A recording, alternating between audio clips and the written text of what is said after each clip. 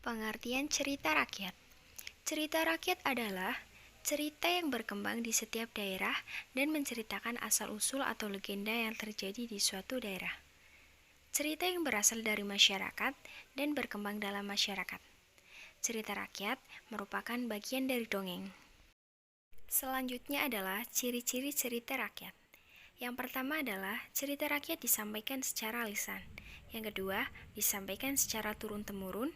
Yang ketiga, tidak diketahui siapa pertama kali pembuatnya. Yang keempat, kaya nilai-nilai luhur.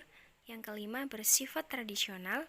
Yang keenam, cerita rakyat memiliki banyak versi dan variasi.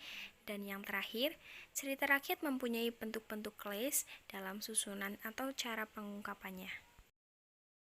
Slide selanjutnya, fungsi cerita rakyat. Yang pertama adalah fungsi sarana hiburan, yaitu dengan mendengarkan cerita rakyat seperti dongeng, mite, atau legenda, kita seakan-akan diajak berkelana ke alam lain yang tidak kita jumpai dalam pengalaman hidup sehari-hari.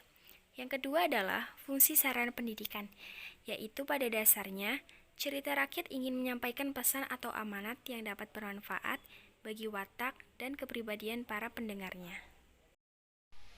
Selanjutnya adalah jenis-jenis cerita rakyat. Yang pertama adalah mitos atau mite. Adalah cerita prosa rakyat yang dianggap benar-benar terjadi setelah dianggap suci oleh empunya. Mitos atau mite ditokohkan oleh dewa atau makhluk setengah dewa. Peristiwanya terjadi di dunia lain atau bukan di dunia yang seperti kita kenal sekarang ini dan terjadi di masa lampau. Yang kedua adalah legenda.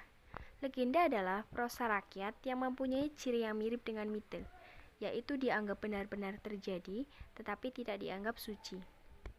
Berbeda dengan mite, legenda ditokohi oleh manusia walaupun ada kalanya sifat-sifat luar biasa dan seringkali juga dibantu makhluk-makhluk ajaib. Yang ketiga adalah dongeng. Dongeng adalah prosa rakyat yang dianggap benar-benar oleh empunya cerita dan dongeng tidak terkait waktu maupun tempat. Selanjutnya adalah macam-macam cerita rakyat.